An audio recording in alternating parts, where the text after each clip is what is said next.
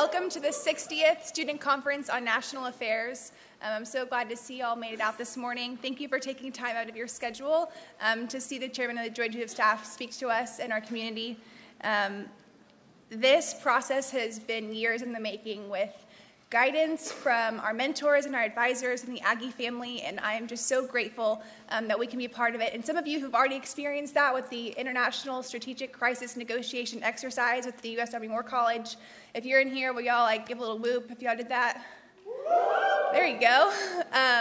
Yeah, that was a great experience, and I hope the conference is just even more exciting as the days go on. So be looking forward to our other speakers and continue to keep up with SCONA. And with that, I'd like to introduce Lieutenant General House. He is one of our mentors in SCONA. He served in the Army for a very long time and has just been not that long. He's amazing. He has guided us as a team and helped us lead well. And I'm grateful to introduce him and welcome y'all. Welcome, General House.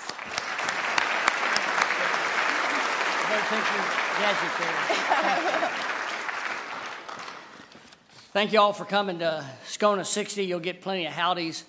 As a cadet at Aggieland, I was involved in SCONAs in the mid-60s, 63 through 67. And I never thought I would still be helping out SCONA 50 years later. So be careful, what you get signed up for. General Dempsey, my mission today is to introduce Ambassador and now Dean Crocker, who you know well. He's currently our Dean of the George Bush School of Government and Public Service. He needs no introduction to Aggies or to you, but we do have a few visitors with us today. So it's my distinct honor, pleasure, and privilege to introduce one of America's most gifted and experienced statesmen, a true national treasure. His bio is in the program, but I'd like to highlight just a couple of things.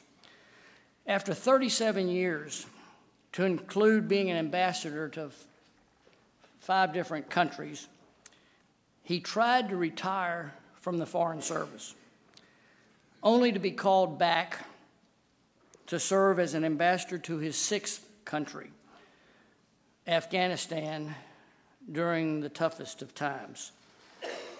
Now, we soldiers, sailor, airmen, and Marines pride ourselves in service to nation. But when I think about selfless service to this great nation, few are in Ryan Crocker's league. General Dempsey, I know Ryan is your friend, and I know he wants to introduce you. So SCONA 60 delegates, please give a Fighting Texas Aggie welcome to Ambassador Dean Ryan Crocker.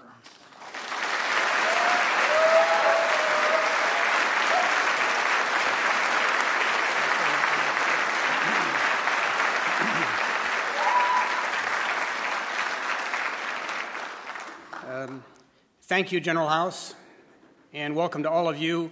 We don't really have a program this morning. We just have a series of introductions. I also thank you, Randy, for your support for SCONA.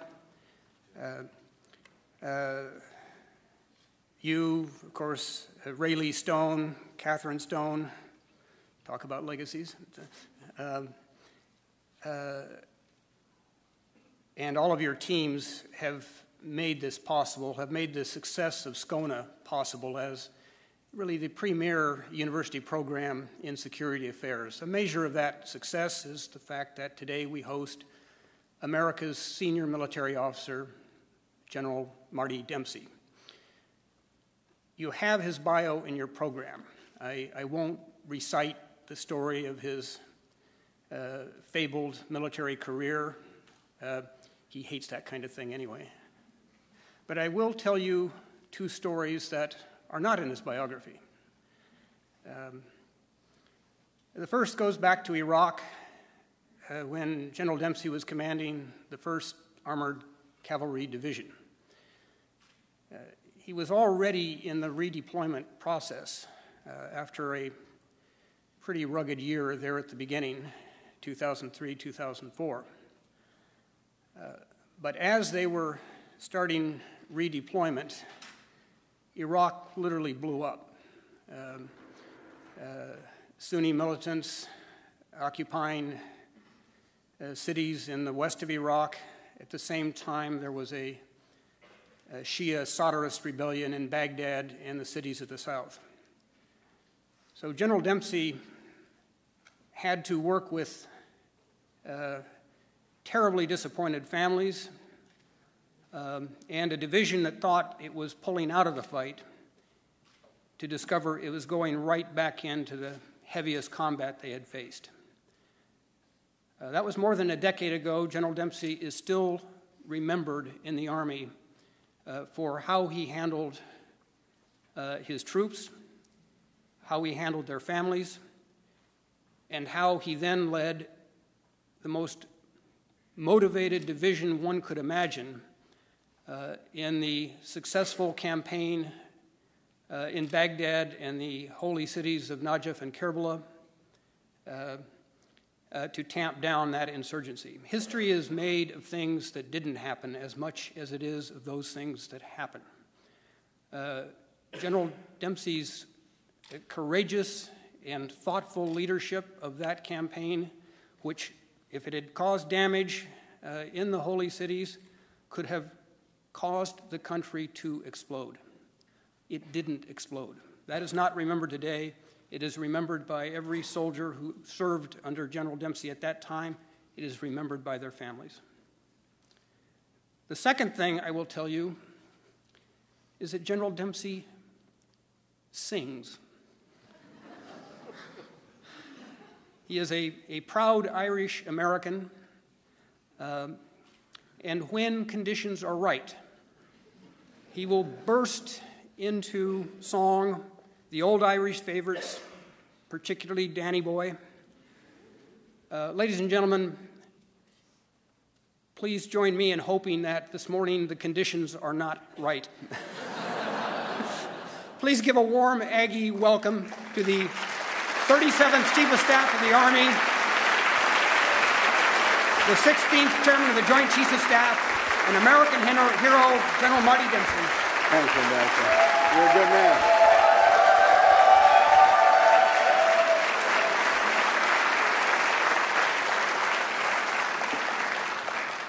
All right, let's get it over with. Howdy!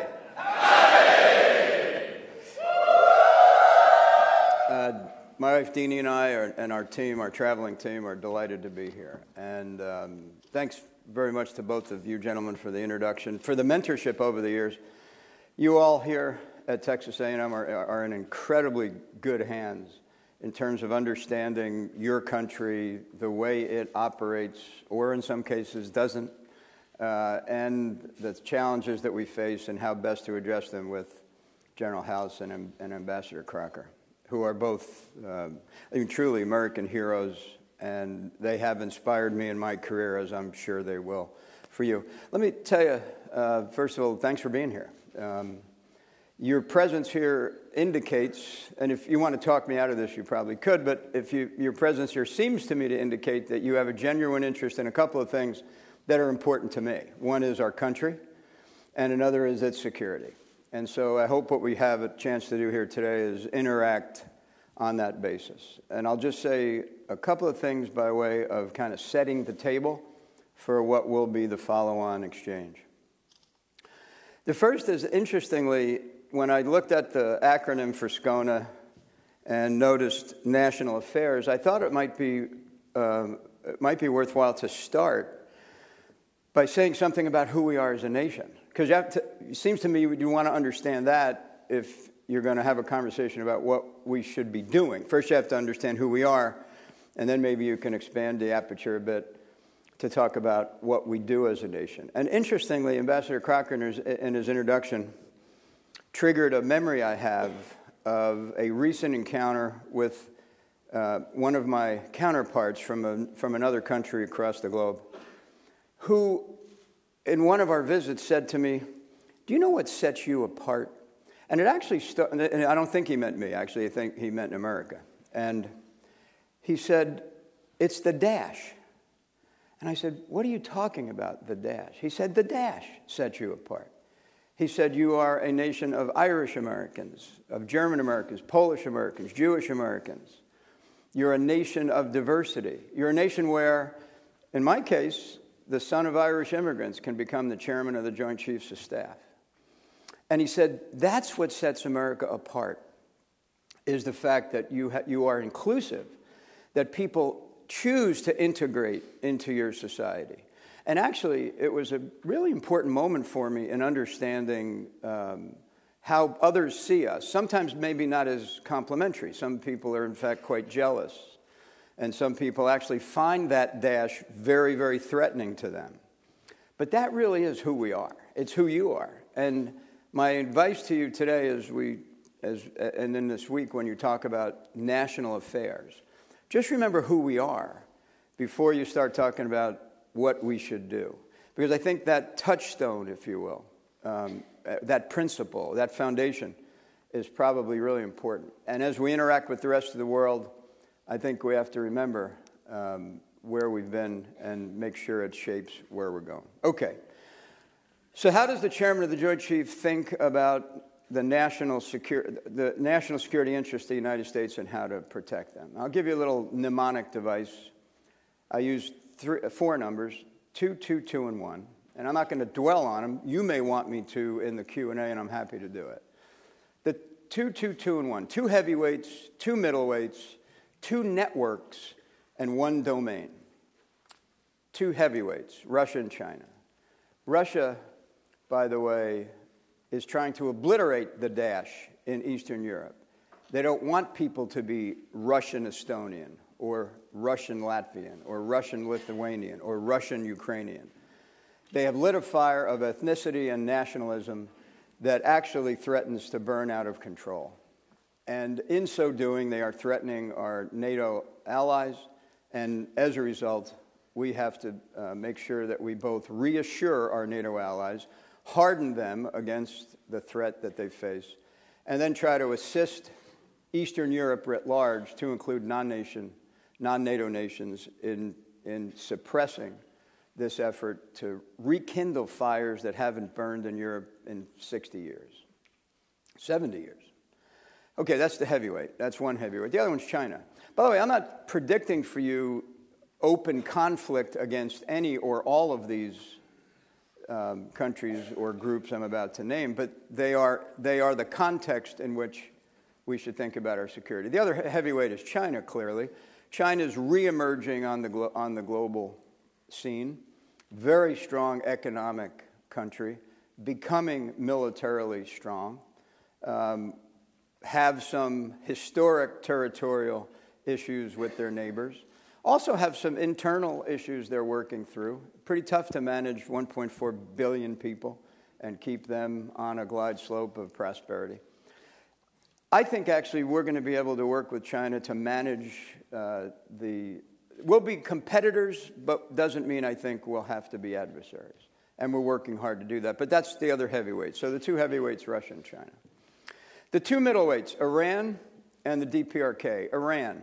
When you look at the Middle East and the South Asia region, there's actually only 3 countries that have been countries for millennium, for thousands of years. And they are Turkey, Egypt, and Iran.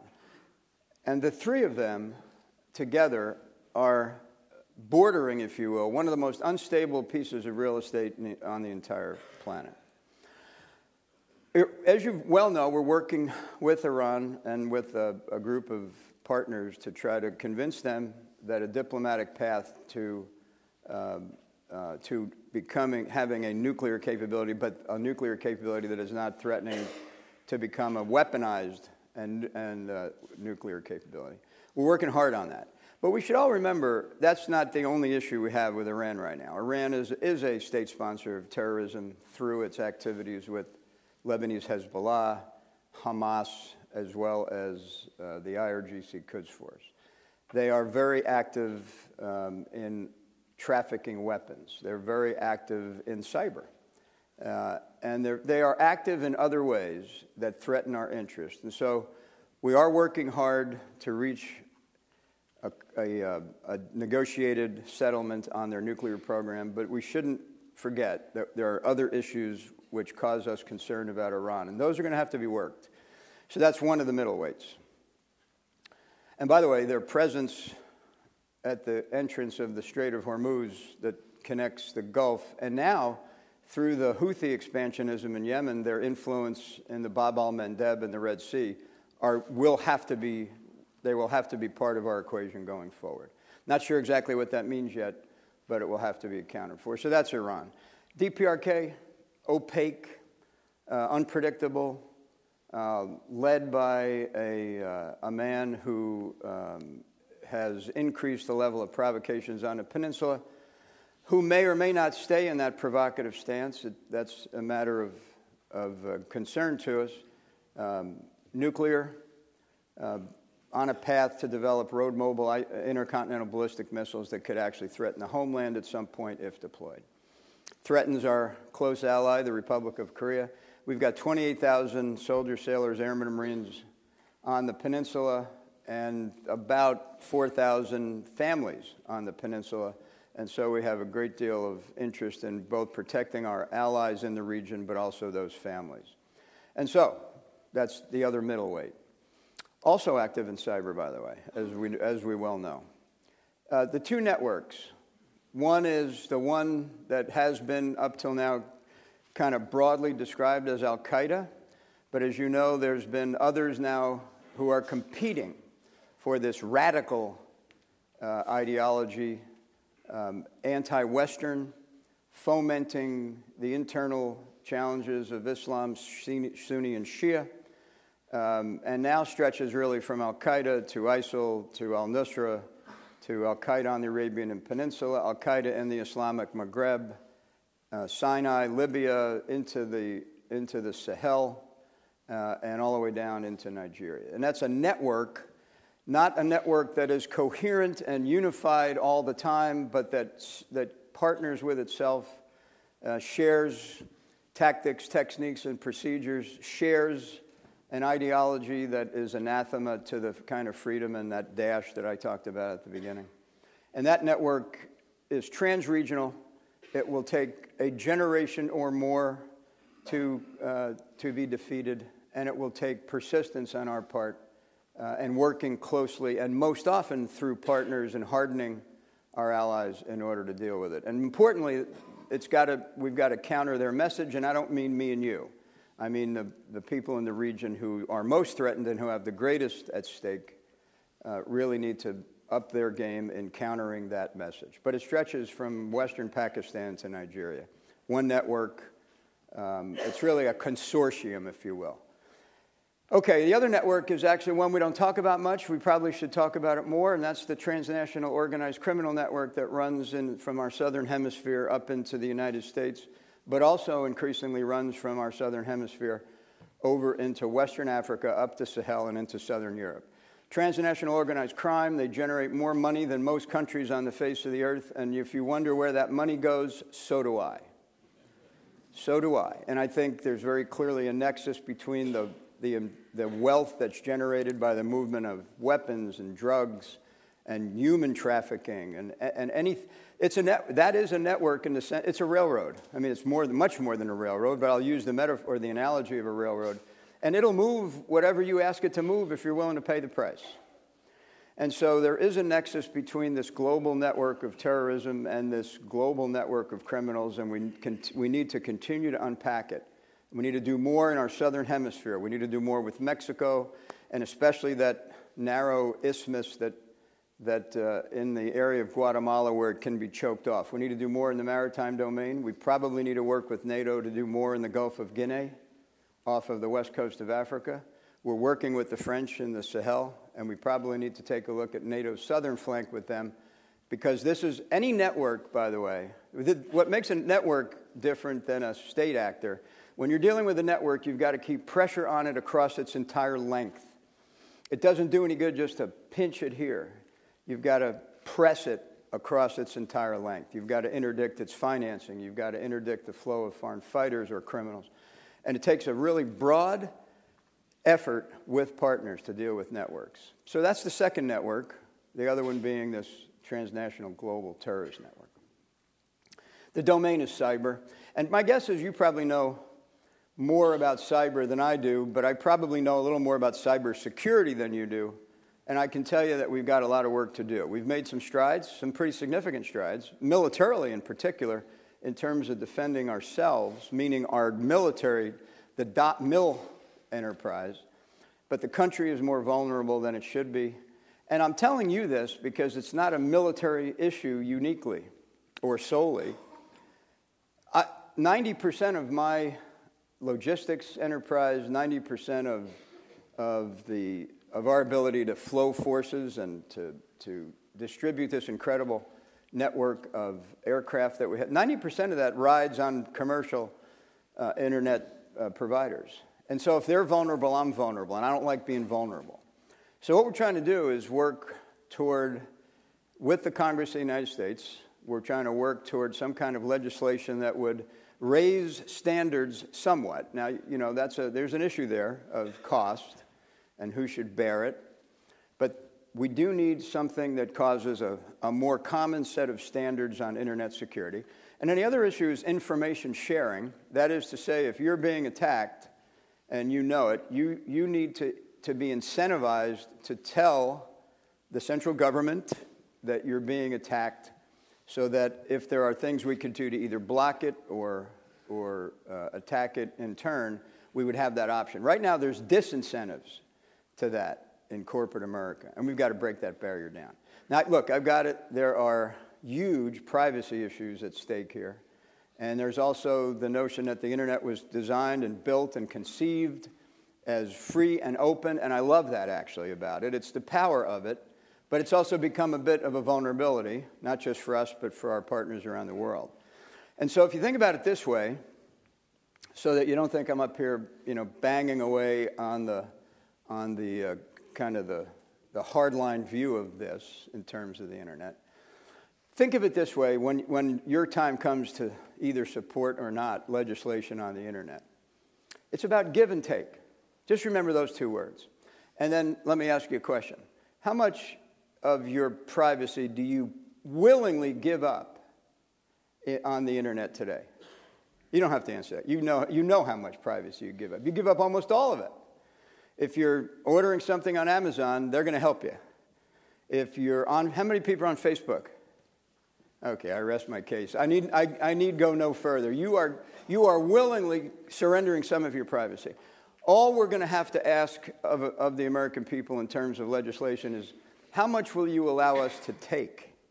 You know, might it be your phone number? Might it be, you know, something, metadata, if you're familiar with the term.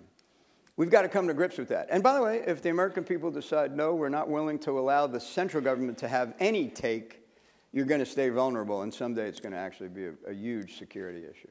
So that's the domain. 2, 2, 2, and 1. Last thing, let me just end by telling you something. You're all here, future leaders, in some cases current leaders in your current positions. You're certainly, many of you are going to be future leaders. Let me offer you a thought that there's 3 traits that I'd like you to take on board in terms of leadership. One is expertise. We really can't afford mediocrity. So if you have the notion that you're going to kind of get into the United States military, or for that matter, go to Wall Street and be mediocre and just get by and, you know, collect the paycheck and give it a half effort, that's not what we need. The challenges I see before us are going to require exceptional effort and expertise. So you need to commit yourself right from the start to being the best fill-in-the-blank that you can be. If you're going to be a pilot, then for God's sakes, try to be the best pilot you can be. Try to be the best infantryman you can be. Try to be the best sailor you can be. Expertise. Expertise. The second thing is humility. Leadership is a privilege. It's not an entitlement. And in some cases, the way we've gotten ourselves kind of cross-threaded with the American... By the way, the United States military is the most popular institution in America, and it's been my goal to keep it that way. And, you know, we've had some ups and downs, frankly, but I think in the main, the trend lines are still north and not south. That takes a degree of humility about what it means to be a leader. Leadership is really a privilege. It's not an entitlement. Never forget that. Never forget that. And also never forget, especially those of you in here that will matriculate into the military, make sure you have a rich understanding of what this notion of civilian control of the military means. Again, it's one of the things about our military that is absolutely unique, is the degree to which we subordinate ourselves to the policy decisions of our elected leaders. It keeps us great. And the system has friction built into it intentionally. And by the way, we live up to it all the time. But it is important to understand what it means and to practice it. And that takes humility. It takes humility to at some point, when someone doesn't take your advice, it takes humility to concede the fact that they don't have to. So give that some thought. The third one is courage. It's probably obvious to you. I don't have to talk to you much about physical courage. Physical courage actually comes naturally. It's kind of part of our ethos. Moral courage should be natural and should be part of our ethos. It's not always the case. And moral courage is the more difficult of the two forms of courage. Moral courage meaning potentially putting yourself in harm's way for your future, for your own advancement, for your own ambitions, because the time came or comes when you have to take an unpopular stance on the basis that it's the morally right thing to do. So moral courage, I would always ask you to have there as a touchstone, because if you don't, you could fall victim to relativism. You'll hear. I get a kick out of.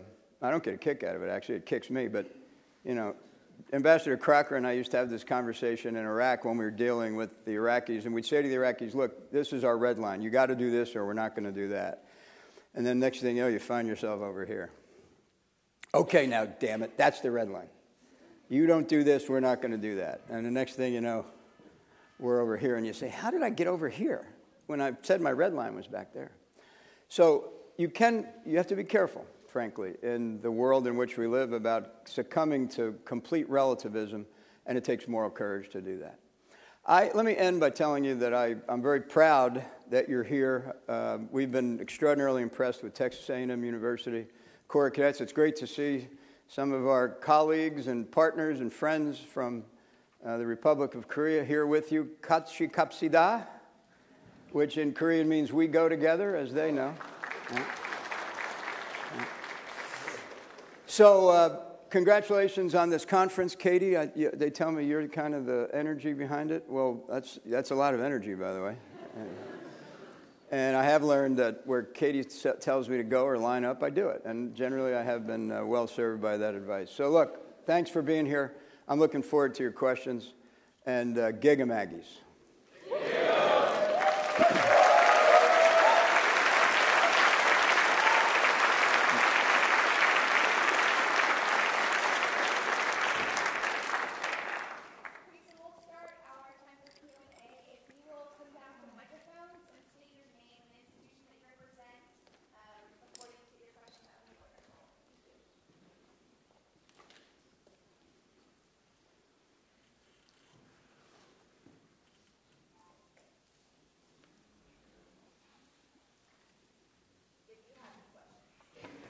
Well, I blew him away, huh?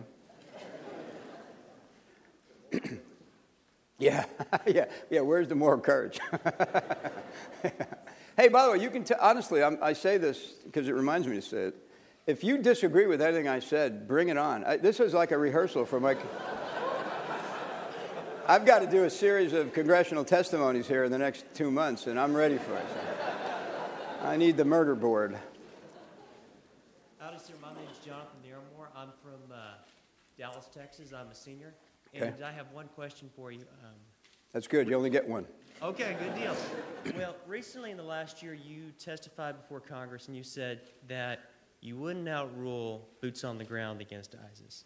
And I'm not trying to put you in a spot or anything, but I'm curious. Yes, you are. No, I'm curious, sir. Just how many boots on the ground is required to beat ISIS, and how long would we have to stay there to have total victory? Yeah. And not just a partial victory, but a total victory, sir. Well, okay. Here's a little insight into the campaign design, which is really gets at the fundamental question about how much, right? First of all, military advice, 100% of the time, is preserve your options. Don't take anything off the table. Whether you use it or not, that's a policy decision. But don't take anything off the table. Okay, but that policy, that decision that is taken either by the Secretary of Defense or the Congress or the President, there'll be other filters applied to it along the way. And again, back to this issue of humility. The military advice, look, I hope someone in your detachments is telling you this. You have to follow orders unless they're illegal or immoral. That's the only circumstances under which the uniformed military of the United States should not follow orders, if something is illegal or immoral, right? It might be a bad idea, but at the end of the day, if you're told to do something that you don't exactly agree with, you have an obligation to follow orders unless they're illegal or immoral. Okay. The immoral one's harder to define sometimes. The illegal one is actually quite clear. So, but the military advice, any military leader, 100% of the time, is going to give advice to leave all options open. It's just what we do. Here's how we serve. We're better service as a joint team rather than as individual services. You're not going to do anything entirely with one arm of the service or another. It's a joint team. Let's leave all options open. But the decisions they come and go. I mean, look back at history. In fact, I just saw this day in history about a week ago, in 1962, about a week ago in 1962, President Kennedy authorized advisors in Vietnam to be able to defend themselves with lethal force in their advisory role. So these conversations and debates and discussions occur. Okay, so that's point number one. Secondly, the campaign, because you're asking me about how many boots on the ground. And how long. And how long. Okay, so you would remind me of that. The campaign design, military campaign design is quite clear. And that is to say that the issues confronting the Middle East in general and Iraq in particular right now are issues that have at their root religious disagreements, governance, inequality, and lack of inclusivity, and so forth. And that's the environment in which this group called ISIL has been able to make its rise. In an environment where the people of the country don't feel as though the central government is providing for their well-being and security. Okay. So along comes the United States military and says, okay, brand new prime minister, we're going to buy you some decision space, but you've got to, as well, while we're doing that and rebuilding your armed forces, you've got to show tangibly and quickly that Iraq's future is one of inclusivity with Kurds, Sunni, Shia, Yazidis, and Christians, okay? And in that context, we made a decision that we would apply our forces in Iraq, which number about 3,100, against two core tasks. One is the protection of U.S. persons and facilities. So, for example, the consulate in Erbil and the embassy in Baghdad. And we would do a train, advise, and assist mission at several locations, 5 locations around Iraq. And we would provide our air power because it was a capability gap that we knew existed, 3 years ago, 4 years ago. But that we would pace the campaign so that this governance issue could be moving at the same time that the military issue is moving, and at the same time that a counter-financing effort was moving, and at the same time that a counter-messaging effort to dispute the narrative that ISIL spews, that all of those would move apace and synchronous with each other. Because if they don't, if the military gets way out in front of governance, then you wipe ISIL off of the battlefield, but what comes behind is incapable of keeping the people together, and it just happens again 3 years from now. Okay, our campaign design does not require the introduction of large numbers of U.S. forces. You call them what you want. Call them ground forces, call them groundhogs, call them fish, not the kind of fish that... call it what you want, it doesn't lend the campaign design does not lend itself to the introduction of large forces which will then immediately take ownership of the issues. Rather, it calls for the introduction of a coalition which includes Iraqis, Kurds, Jordanians, Saudis, Emiratis, Qataris, and because that's their issue. They are closest to it and have the most at stake. So we have the number pegged about correctly right now. Might it increase as this issue begins to move toward bigger urban areas like Mosul? Sure. But I have the opportunity, actually the responsibility, and the confidence that the president will take my advice into consideration when I give it. And I don't have any limitation on that, depending on how the AUMF comes out of Congress. How long? I think Iraq is probably capable of having a sense of stability restored within about 3 years. I've said that from the beginning, by the way. Meaning I think that they can recapture their urban areas for the most part and restore their sovereign border. But I think the issues will be generational, 20, 30 years, because there is an internal conflict within Islam and within the Arab world between moderates and radicals that just isn't going to end because they stop fighting. Thank you very much. Yeah. Well, really? You're thanking me for that answer? Good morning. My name is Christopher Olivares. I'm from St. Edward's University. Thank you for being here and speaking to the conference. You said earlier that the second point of leadership was that it's privilege, not an entitlement. And repeatedly we've heard our current president and past presidents speak of America being an exceptional country and nation. So inherently in those 2 points is you have on one side exceptional and the other side maintaining, being humble. So my question to you is two-pronged, and it's how do we as a nation maintain that balance? And what is your role in sustaining that balance between being humble and being exceptional and being a leader? Yeah, I'm not sure that there's, I think it's a bit of a false dichotomy, meaning I don't think they're mutually exclusive, right? I mean, look, let's maybe speak individually and then broaden out to a nation. I am incredibly confident. I mean, I hope you'd expect that, but no, I am. I'm incredibly confident, and I'm ambitious. I mean, I'm very ambitious. I'm not suggesting, I didn't want to be the chairman of the Joint Chiefs, by the way. But I did want to be a leader in every sense at every level. And I tried to bloom where I was planted, maybe, and do the best. That's what I was saying earlier, bloom where you're planted, do the best you can.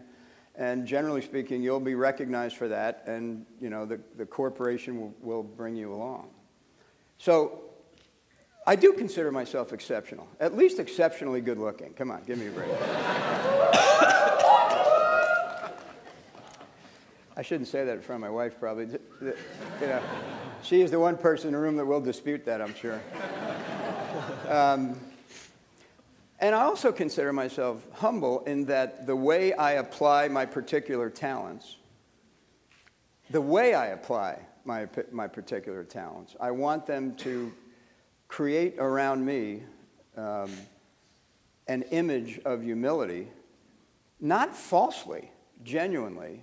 And you might ask why, because you are more approachable if you're humble.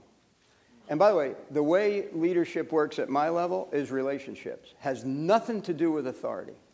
I mean, literally has nothing to do with authority. Ambassador Crocker will know, we sat in that room in his office every morning in Baghdad and built a relationship to where at the end of our meeting, we wanted to go out and accomplish the tasks that he had helped shape because we had a relationship. If we hadn't, let me tell you how this would have played out. We'd have this nice meeting, we'd all nod our heads, and then we'd go out and do whatever the hell we wanted to do. I'm telling you, that's the way it works at that level. It's all about relationships. And I think that humility is a precondition for a good relationship. Okay, now expand that to the national level, right? I think we should celebrate ourselves back to my comment about the dash. But we should act with a sense of humility in the world. You know, we shouldn't assume that the world has to be exactly like us. I think we have to stand for our values and promote our values.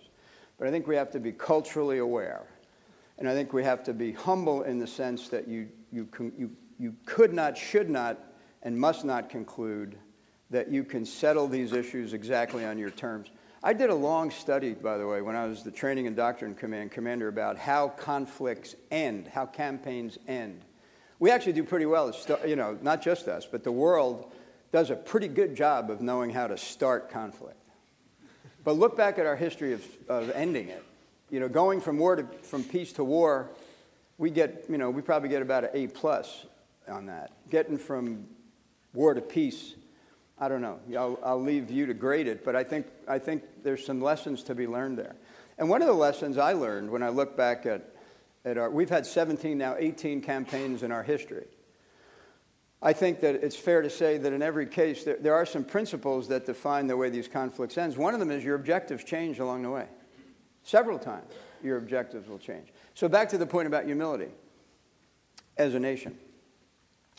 Understanding that the objectives generally change throughout the course of a campaign should cause you to be pretty humble in addressing the issues that come to you at various moments in the campaign. Should cause you to be both humble, a little frightened because you realize how quickly, how dynamic it is, and should cause you to be much more open-minded to understanding the thoughts of others about how to do these things. I mean, but I just think they're mutually inclusive, not mutually exclusive. I think. Thank you. Sir, Brennan James, Texas A&M University. What does realistic success look like in the Iran nuclear program negotiations, and what's a reasonable timeline for actually achieving that goal? Yeah. You know, you're asking me that question like in the fourth quarter. There's like the 2-minute warning just happened in the game, and now you're asking me to grade how the quarterback is playing today, right? Because this is obviously a diplomatic effort, probably our most significant diplomatic effort.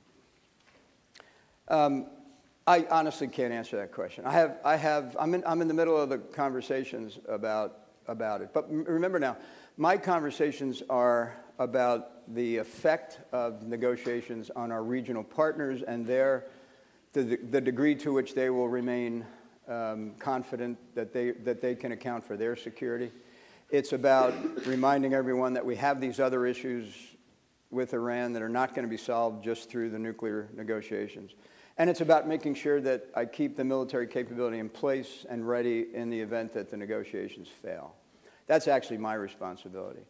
I think the world, will be a better place if this is resolved diplomatically than militarily, that's for sure. Thank you, sir. I told you I wasn't going to answer it.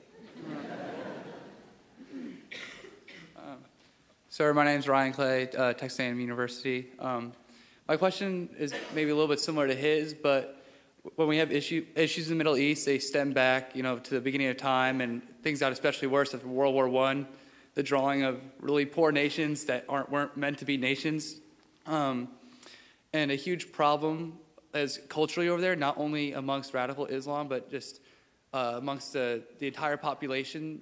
They feel that that America and the West is forcing things upon them, and so is putting boots on the ground and putting our presence and forcing democracy among them the right case? Is that necessarily the right thing to do if democracy is a government that works with the involvement of the people, and if the people don't agree with it, it'll never work?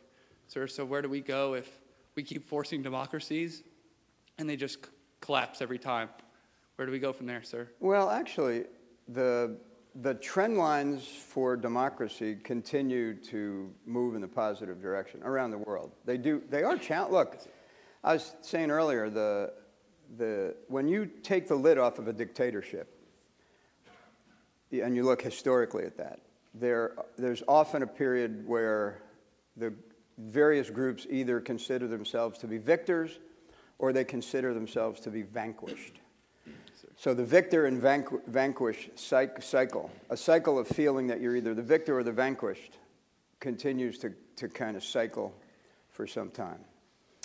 But I will tell you, back to my point that the trend lines for democracy continued in the positive direction. They're not as steep as they used to be. It's kind of leveled off a bit.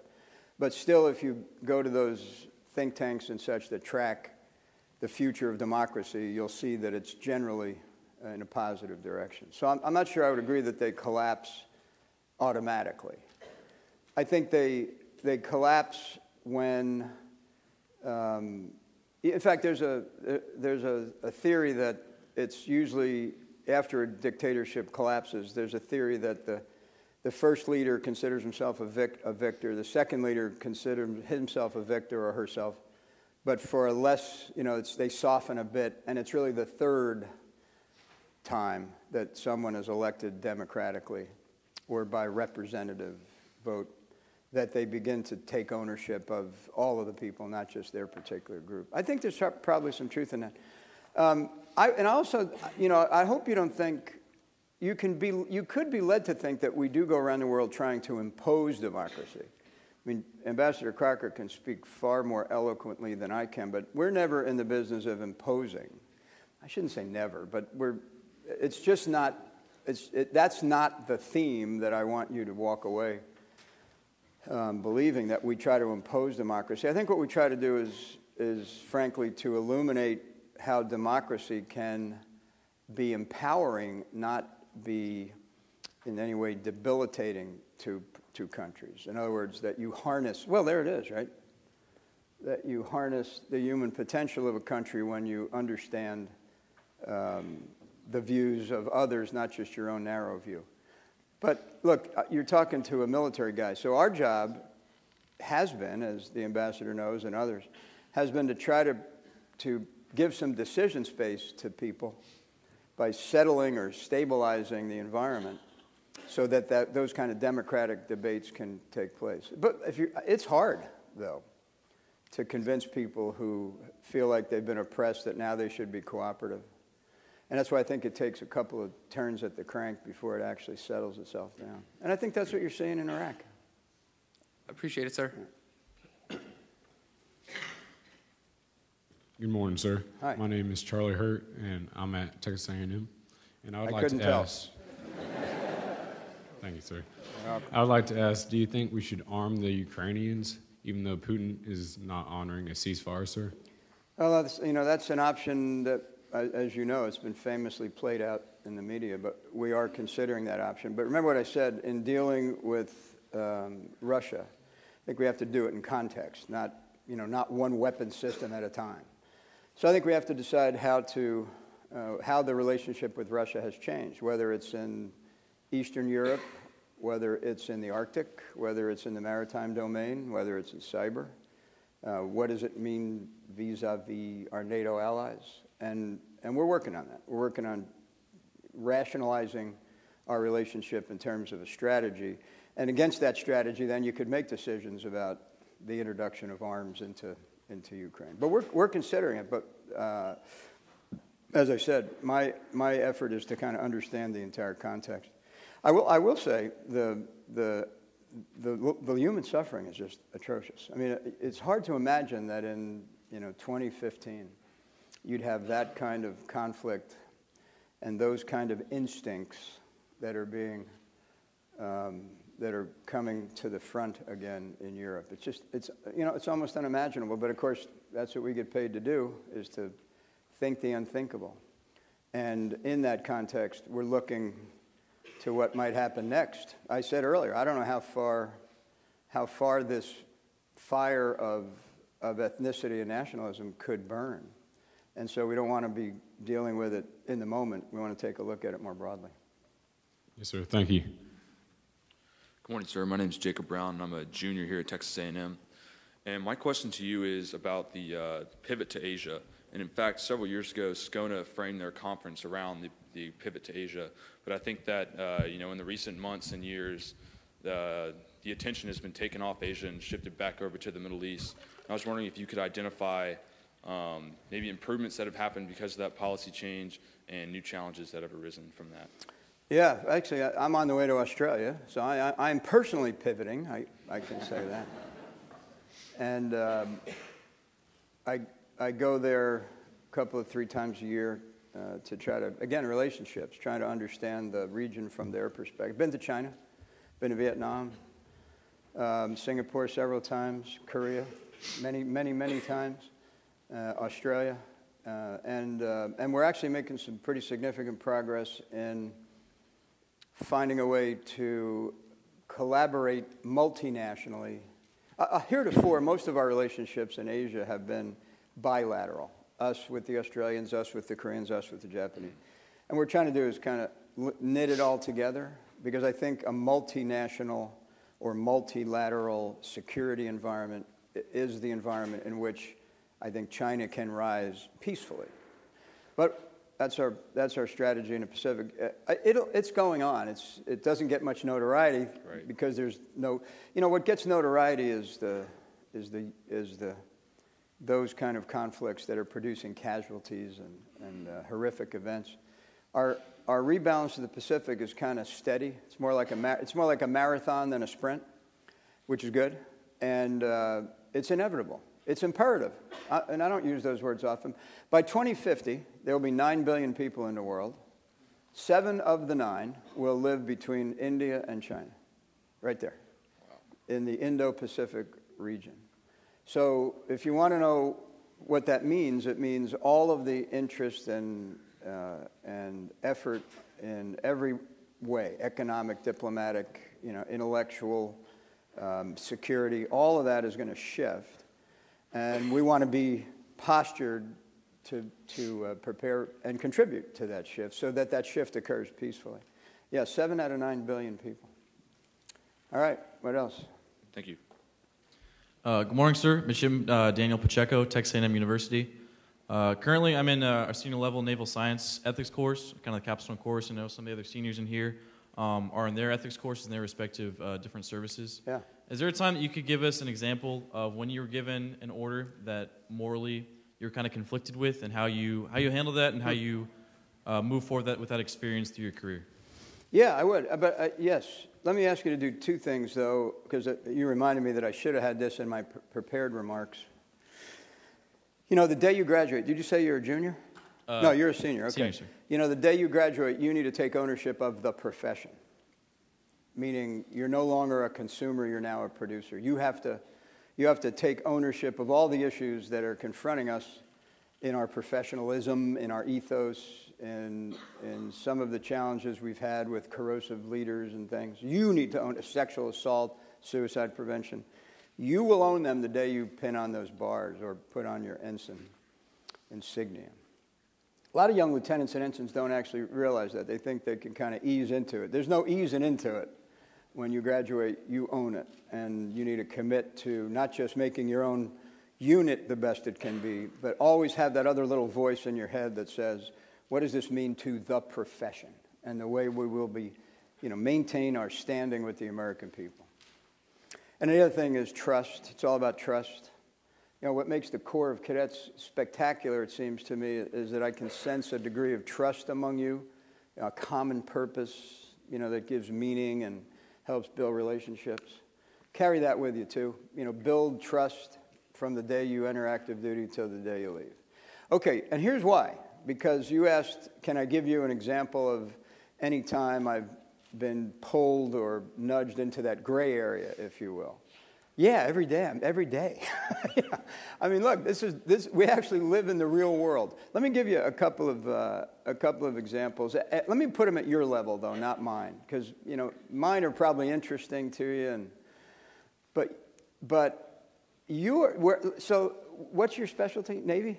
I'll be commissioned in the Marine Corps, sir. Marine Corps, okay. So let me give you a hypothetical here. So you enter the Marine Corps, you're a second lieutenant, you've got some vehicles. One of them has been inoperative for 45 days. You're getting hammered because the readiness rate of the unit is not what it needs to be. We try to keep it at 90%. You're hovering down around 80. And and you have one truck. If you get one truck fixed by the end of the week, you'll get where you need to be against that maintenance report. And it's the 4th of July weekend. It always works this way, by the way. Friday, and in comes the part. The part is now in. It's going to take you 12 hours to put it on. It's like 6 o'clock on Friday night. And your motor sergeant comes to you and says, you know what, sir? We have the part, and it'll only take 12 hours to put in. So let's call that vehicle operational. Because we got the part, and it's only going to take 12 hours to do it, instead of working tomorrow on Saturday on a 4th of July weekend. And we got the part. So it's not as though the truck couldn't be operational in 12 hours.